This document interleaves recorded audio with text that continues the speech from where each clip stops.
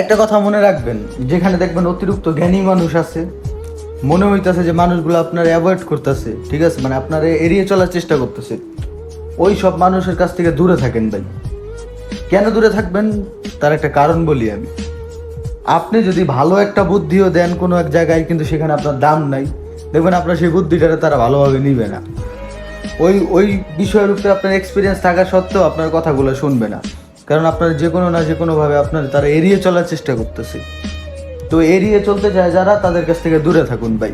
আর নিজের ভিতরে কোনো জিত কাজ করুন, ঠিক আছে, যে আমি এটা করব, করব মানে করব, হইলে হোক না হইলে না হোক।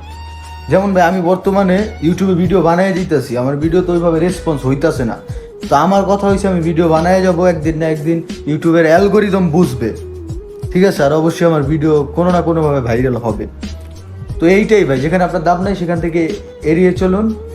আর ধৈর্য ধরুন, ধৈর্য ধরলে ভাই একদিন না একদিন সেই জিনিসটা আপনি পাইবেন, অল্প একটু পান আর বেশি পান।